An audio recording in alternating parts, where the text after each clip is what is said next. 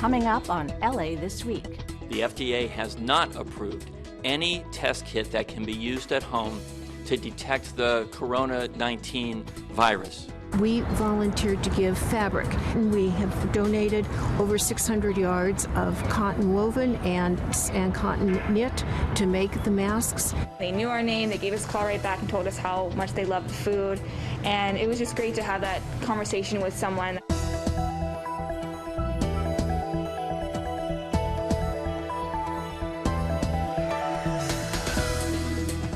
Hello everyone, I'm Maria Hall Brown. Here's what's happening in LA this week. Channel 35 and the City of LA are here to keep you up to date on the latest developments on coronavirus. Mayor Eric Garcetti is holding daily briefings with the latest information for all Angelenos. Video streams are available at lacityview.org/live, as well as facebook.com/mayor of LA. On the internet, the best resources are publichealth.lacounty.gov and coronavirus.lacity.org. Stay informed. Sign up for Notify LA to receive emergency alerts. It's easy. Text your zip code to 888-777 to sign up. Find out more at emergency.lacity.org. It's been said that with every crisis comes an opportunity. Unfortunately, even in the midst of a global health crisis, there are some who choose to use that opportunity toward ill-gotten gains. But City Attorney Mike Feuer is looking out for LA residents, and he's already scored a victory for consumers regarding fake COVID-19 testing kits. Take a look. During this public health emergency, our office is battling scam artists, price gougers, and those businesses that aren't essential that nonetheless continue to operate. Today, I want to focus on a particular issue: home test kits. The FDA has not approved any test kit that can be used at home to detect the Corona-19 virus. If consumers have a home test kit that hasn't been approved by the FDA and is not likely to work properly, they may not get reliable results, and they may unknowingly expose others to this virus. Econ Genomics is the defendant in a case. They signed a stipulated judgment with us, and that judgment imposes an injunction that immediately ceases all marketing and sales of its COVID-19 home test kit. If you think that you might be a victim of a COVID-19 scam of any kind, be it price gouging or a misleading claim, please contact our office directly. You can contact us by email at lacityattorney.org/COVID-19. You can call us at 213-978-8070. 213-978-8070. Even in the midst of this crisis, we are prepared to take your call. Managing the city's needs during the current pandemic has meant all hands on deck for city agencies, and the LA Public Library is no exception. Workers at the Central Library are using the 3D printer in their Octavia lab to create face masks for first responders. We got to take a look at this cool and innovative way to aid some of LA's frontliners. The Octavia lab is located in the Central Library, and we have a series of prototyping equipment that is available for the public to use. Since the library's closure because of the COVID-19 pandemic, we have started making PPE, and this is kind of what we're doing right now. We're trying to help medical professionals.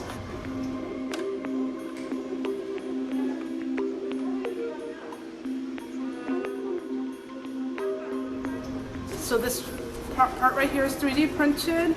This is an elastic piece, this is plastic. This is another piece that we are 3D printed. We are brand new at manufacturing, so pretty much we're still figuring out how our workflows can work. We're hoping to get shipments done every single week. If you have a 3D printer and would like to help us make these things, please send the lab an email, octavialab@lapl.org, and we'll be able to guide you.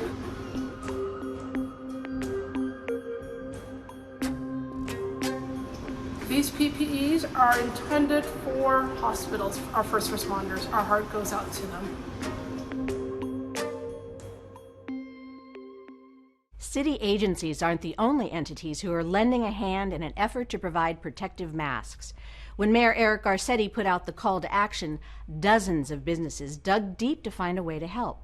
It's basically changed everything that we do in a very rapid manner.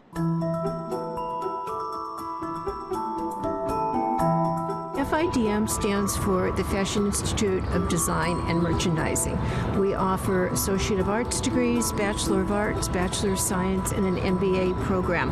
And we're not just fashion, we are fashion and business. When we heard about the LA Protects project through Mayor Garcetti's office, we volunteered to give fabric. And the specifications that were set out by Kaiser Permanente of cotton, we have donated over 600 yards of cotton woven and cotton knit to make the masks. We went through what we had and packaged it up and said, hey, we want to do our part. We have students volunteering, we have faculty making gowns and masks and volunteering. We have some who are offering to shop for people who can't get out and to help with anything they possibly can. Any way we can participate, we would love to.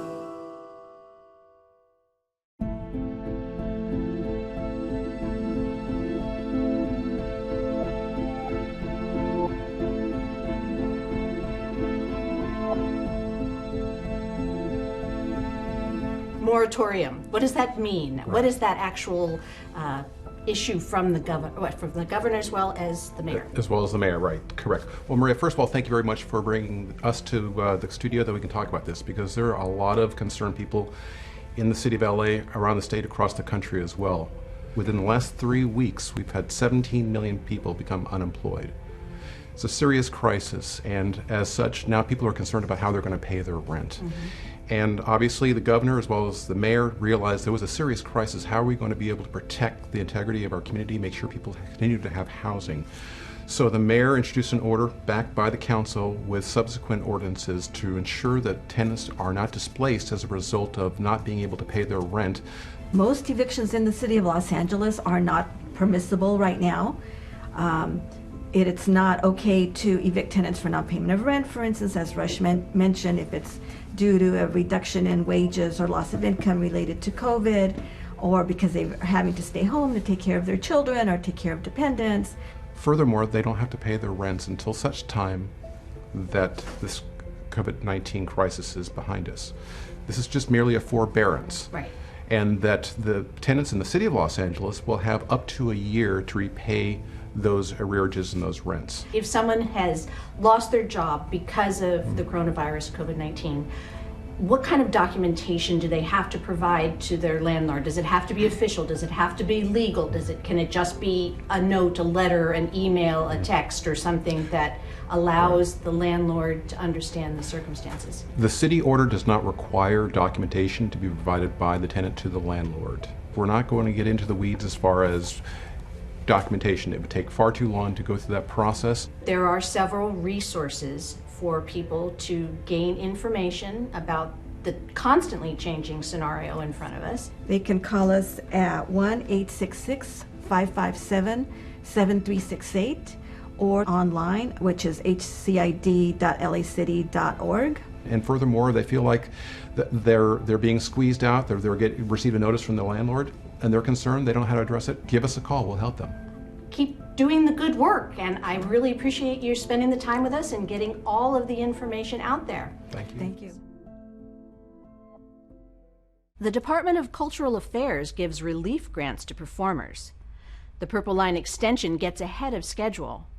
And the LA Zoo takes precautions to protect its animals from COVID-19. All this and more up next on City Beat. With the current lack of traffic moving throughout Los Angeles, the city of Beverly Hills has approved the closure of Wilshire Boulevard between Crescent Drive and Beverly Drive from 8 a.m. to 11 p.m. to allow the Metro Purple Line extension to move along faster. The project is being built in 3 sections. The first section between Western and La Cienega is currently under construction and expected to be completed in 2023. For more information on this project, check out metro.net facebook.com/projects/westside. Local businesses are being adversely affected during the pandemic, and the Department of Workforce Development, Aging and Community Services is doing what it can to help business owners. They hosted a webinar to help with the application process for grants from the county's $500,000 fund to help. Businesses will be able to receive these grants of up to $10,000 on a first-come, first-served basis. Because of the social distancing, musicians, dancers, and theater artists in LA have had their shows canceled. But the Department of Cultural Affairs is looking out for those who work in the performing arts in Los Angeles.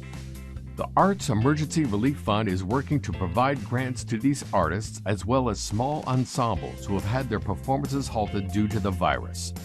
Round 1 of consideration includes solo artists who are eligible for up to $400 and ensembles at $1,200 to cover losses from their LA-based shows. To find out more about eligibility for these grants, visit culturela.org/grants-and-calls/AER-fund. Humans are not the only species that can get coronavirus, as was well proven when a tiger at the Bronx Zoo in New York tested positive. The LA Zoo is taking precautions by wearing gloves and masks along with social distancing when dealing with cat species. These precautions were already in place for other species, including primate, binturong, and mustelid. But the added attentiveness to the cats is recent due to the positive test. While that test is the first, LA Zoo is on the lookout to make sure the health of all animals are in check. Frontline workers are putting their health at risk in order to help everyone. And for their efforts, many companies are making sure they receive rewards for their work. From a free box of donuts from Krispy Kreme to a free pair of Crocs, companies are handing out perks and things to the people who have become the frontliners during the world pandemic. The list of items can be found at welikela.com/frontline-freebies-COVID-19. And thank you to our first responders from LA's City View. Remember when we were talking about crisis bringing opportunities earlier? Well, there are scores of enterprising Angelenos who have found a way to keep the lights on for their businesses and to keep their employees working. One such delivery service, LA Bodega on Wheels, has a handful of small businesses teaming up to provide a pretty unique cross-section of goods. It's a delivery service designed for those who are unable or unwilling to brave grocery stores these days. And they even give to charity in the process. Take a look.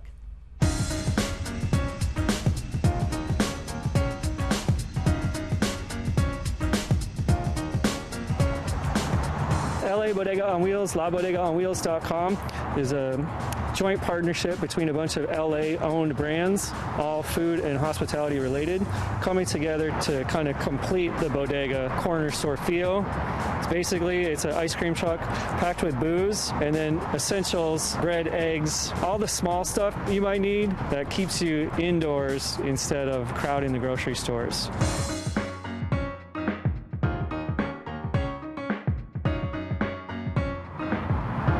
The ice cream sandwiches.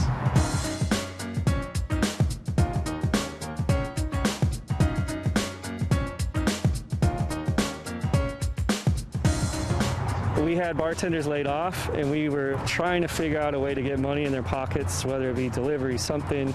We're just trying to be creative. And then Cool House had the same thing, where some of their people had been laid off, and we all wanted to work out a way to get a little bit of money flowing to them. Just hit up the website, LA Bodega on Wheels, and then you order right off there.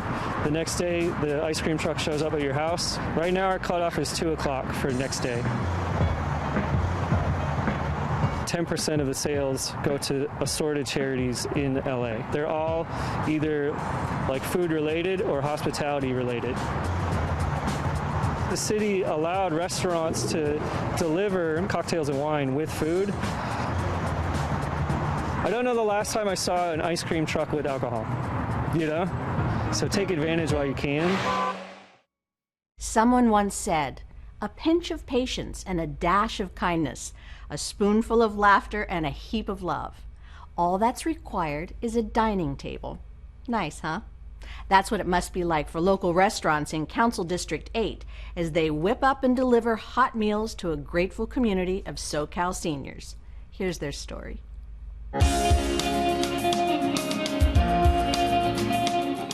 Well, this is a program that we're working with the council member Marquise. We're very grateful to him for helping out the senior citizens and at the same time supporting the small businesses.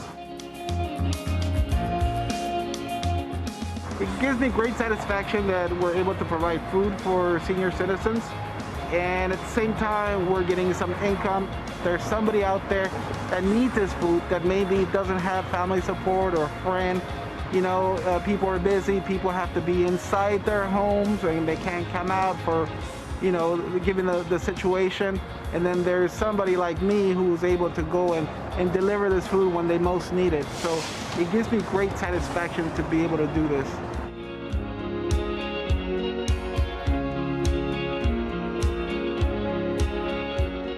The program is feeding the seniors here. It's supposed to be something to give them hot meals, and they count on it. Now they come to me and they want to know, are we going to get this meal today? Is it coming tomorrow? So they look forward in expectation of getting a hot meal.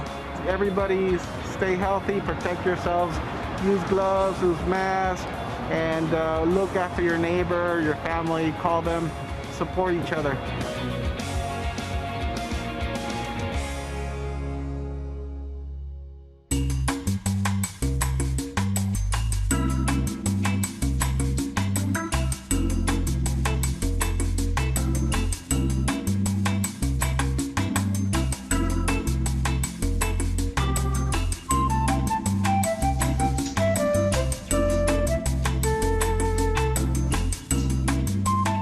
We're preparing meals to deliver to our seniors in the neighborhood, in the community, and they're all free meals. Marquise Harris Dawson was responsible for putting this together. We all got together as a family and decided this was something we would love to be a part of, and this is definitely a mission of ours, was to serve our community day in, day out, so this was a great time to step in.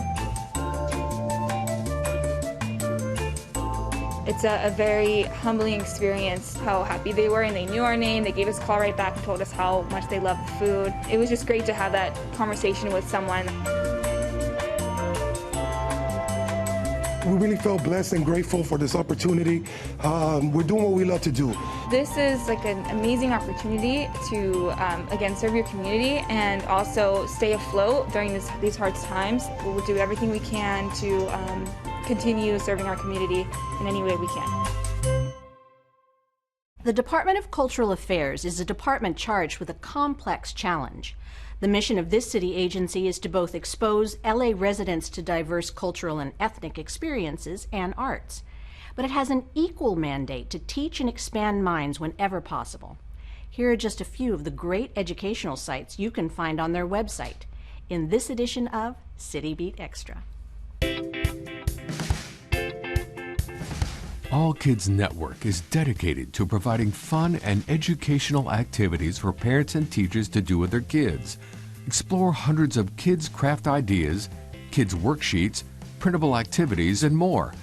The site has a great collection of hundreds of preschool and kindergarten worksheets starting with the alphabet. Site visitors can find a great collection of kids' craft ideas that cover all the major seasons, holidays, and include a variety of subjects and topics.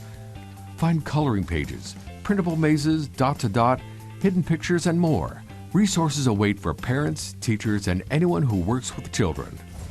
Joy Sunbear is an online resource that promotes learning about the world's diverse cultures through free stories, crafts, recipes, coloring sheets, games, and more.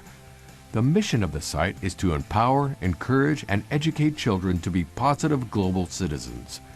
Through a wide selection of resources and a cast of characters kids can relate to, parents and educators alike can explore the world with their kids and develop their global awareness with love and respect. Be sure to check out loads of free stories, videos, reading comprehension, and creative activities.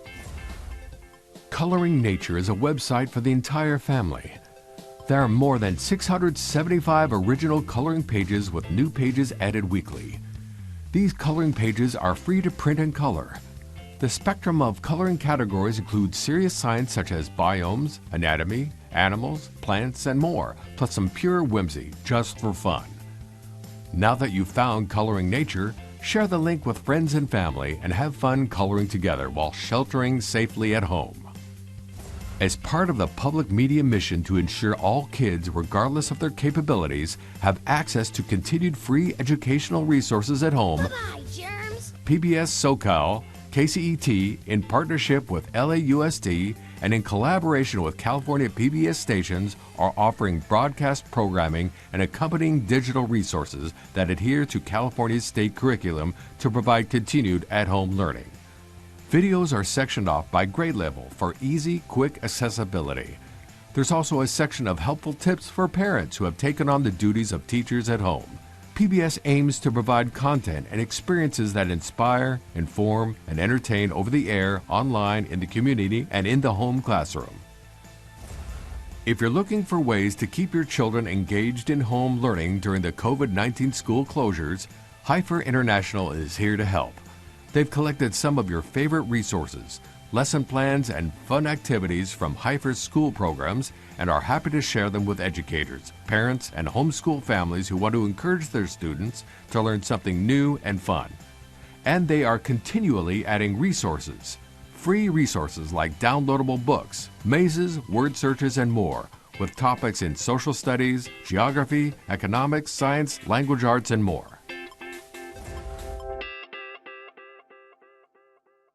COVID-19 is a constantly evolving story, and the professionals at LA City's Emergency Management Department are at the center of the city's response to the pandemic. I sat down with Aram Sahakian, General Manager of EDM, to get an update on what's being done to keep Angelenos informed and safe. I'm delighted to be joined by Aram Sahakian, the General Manager here at the EOC. You know, things change on a day-to-day basis.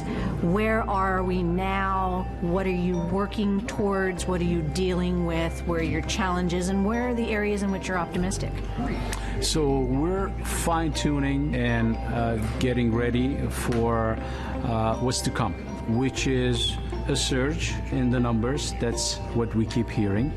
And the way we're preparing for that is the hospital surge, shelters, meals to seniors, PPEs, equipment to our first responders, basically adding to our strategic stockpile to ensure that we're ready for at least 3 months to 4 months. Hopefully it's not going to go that far, but as an emergency manager, you look at the worst case scenario. But all indications is better than what it was a couple of weeks ago as far as numbers and when we're going to get out of this. Are you comfortable with supplies? It's challenging. Most of this stuff is coming from overseas to us. But we are receiving them slowly but surely, but we need much more. I know as part of this, you're looking at the other side, and you're looking at what will happen after the crisis component is done. And you've said very clearly that Los Angeles is a city of business, and business going in and business going out, and how important that is. What is it about business that is so essential here in Los Angeles, small business in particular? You have over 500,000 small businesses in the city of Los Angeles. It's the lifeline of this economic engine, no matter how you look at it. So we are also planning the recovery. We have a team right now working on that alone, on the local assistance center, on preparing small business loans, how to assist the small businesses and communities that are in need of these loans. And so we have a whole team concentrating on this effort right now. How is the city leveraging some of the resources? You just mentioned that you've got a team. Is there definitely a plan in regards to how, after all of this is over, businesses will be supported by the Emergency Management Department? Yes, so the local assistance centers comes into the picture. So it's a one-stop shop, basically. We will establish these centers out in the communities, in the business communities. We will have close to 85 different agencies from local levels all the way to the federal level, and we've had this post-fires where a business can walk in and we will walk them through A to Z, the process on how to reestablish themselves and stand up again.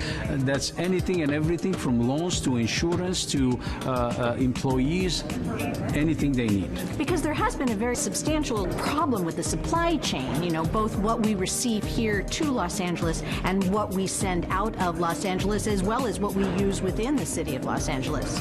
And we're in contact with all the sectors of the supply chain. We're in very close contact. We talk to them on a daily basis. So the grocery sector is fine. Right. The issue they had, their truck drivers, some of them were part of the vulnerable population, over 65. They addressed that. The only supply chain that's seeing some difficulty, when I say only two of them, the pharmaceutical industry and then the medical supply chain. So they're having their challenges, obviously, and they're addressing them as we speak. But I think recovery would be quicker than a lot of people think. And thank you for all of the hard work that you're doing. And thank you, Rick, for interpreting us today. And keep up the good work. I really look forward to talking to you in the future. Thank you so much. Appreciate it. Break your fast with a free music festival. Delve into an online drag show for a good cause. Or enjoy Musica Vivo on Instagram. All this up next on Virtual Things to Do. Please join Balanced Breakfast for a 2-day online music festival on Sundays, April 12th and 19th, from the comfort of your own home. Balanced Breakfast's Music Fest starts with each moderator adopting a 2-hour slot of the music festival, then selecting 4 musicians from their home cities to perform for 30 minutes. Each artist streams their performance online from the comfort of their own home or studio on their band's Facebook Live. Balanced Breakfast will collect each of these videos on the fly and add them to a Facebook watch party that fans can view with 0 interruptions. This is a free festival. However, we encourage attendees to tip the artists directly. For more information on Balanced Breakfast's online music fest, visit their listing on Eventbrite. The Levitt Pavilion Online is happy to bring you Levitt en Vivo, an Instagram live concert series. The streaming music series offers a free online concert every Wednesday for the entire month of April. Performers include such acts as Blanco y Negro, Quinto Sol, Cutty Flam, and more. Levitt en Vivo happens every week this month at 4 p.m. For more information, visit levittlosangeles.org. Do you miss your local drag brunch? Are you sad DragCon was canceled this year? There's now a way to support and stream live performances from the comfort of your own home. Through PEG Presents Digital Drag Fest, drag stars are bringing their acts to you via 30-minute live streams on StageIt. The fest runs now through April 30th and features multiple daily shows. Artists include Davina De Campo, Peppermint, Sharon Needles, Jackie Beat, Tammy Brown, and several others. Organizers say to expect singing, drama, comedy, and even perhaps a little cooking. Proceeds will go to support GLAAD. Don't miss Digital Drag Fest. For more information, visit digitaldragfest.com/shows. And that's a look at some virtual things to do. Here at Channel 35, we stay committed to bringing you the best information possible during the COVID-19 outbreak. Remember that you can sign up with Notify LA to receive emergency alerts. To sign up, just text your zip code to 888-777.